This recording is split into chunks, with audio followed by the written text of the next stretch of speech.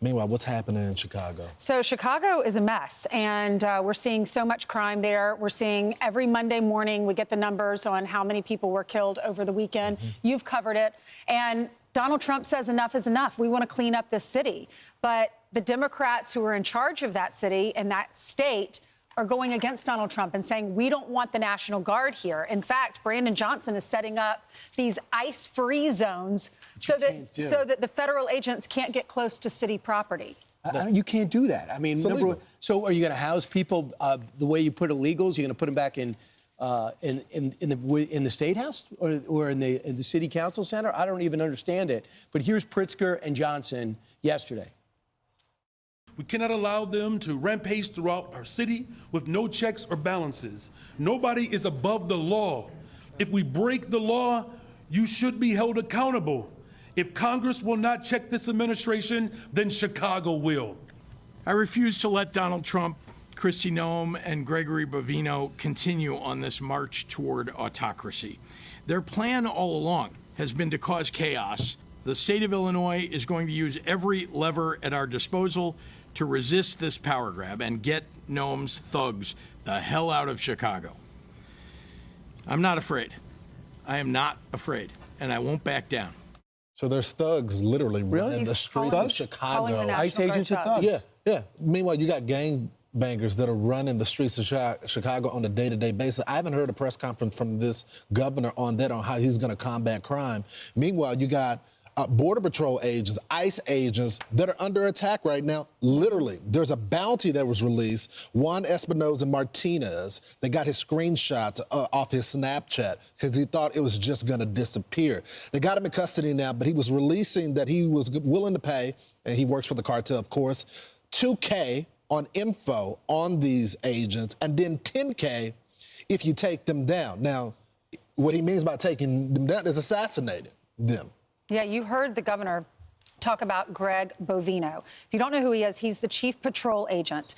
And DHS is saying that this guy who you're talking about, Lawrence, allegedly placed a bounty on the commander-at-large of the Border Patrol chief, and that's Gregory Bovino. He was on with Sean last night talking about this issue. He says that this guy, this 37-year-old Chicago resident, Juan Espinoza Martinez, was charged with murder for hire. He was arrested yesterday. He is a ranking member of the Latin Kings, which is a gang known for violent crimes and drug trafficking across Chicago. He's from Mexico. He came to the United States illegally. And yes, on Snapchat, he was offering thousands of dollars if you take down Bovino. And he put a picture of Bovino on there. Right, there you go. And by the way, who are the thugs? According to the governor, the thugs are the ones wearing bulletproof vests right there. And the guy in the middle, Latin Kings, I guess the governor's fine with that because these guys are running wild throughout Chicago, are really thriving for the last 20 years, but they don't want any help.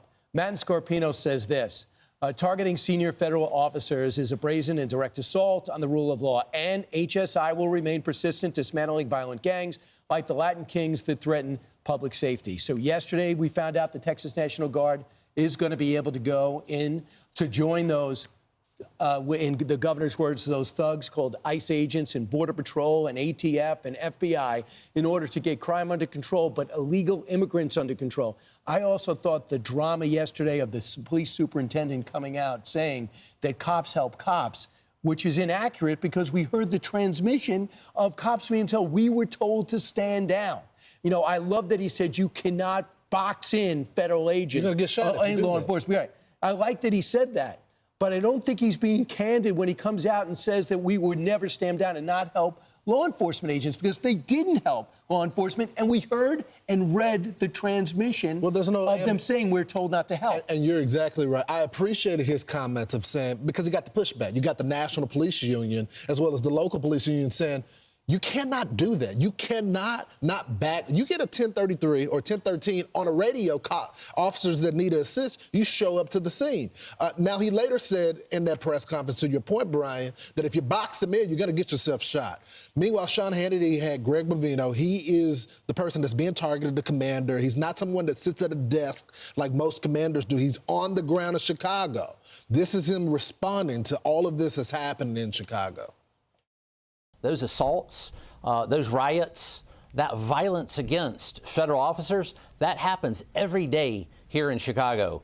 Just a couple of hours ago, Border Patrol agents were assaulted. We arrested 2 individuals, one with a gun. It's happening every day here in Chicago. And I'll tell you what, Sean, the rhetoric by those elected officials absolutely feeds this violence, and it will come to no good end, as you say, because we're here to stay.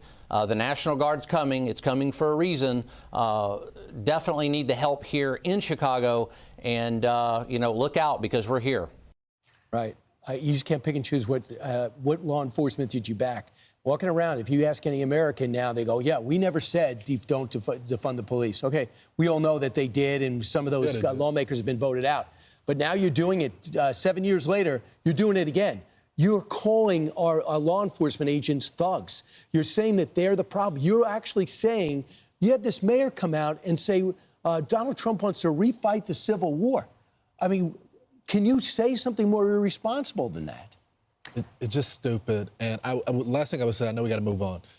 The Texas National Guard, they have experience with crowd control. They were the ones that were doing the border. When Joe Biden abandoned the state of Texas, we were paying for it ourselves, billions and billions of dollars. They know how to handle these crowds. So you're not just going to get all due respect to all of our National Guard, but they have the experience in that area, controlling the area. So this is going to be great for But we Chicago. could see them on the streets of Chicago any second now, any day. But Portland doesn't.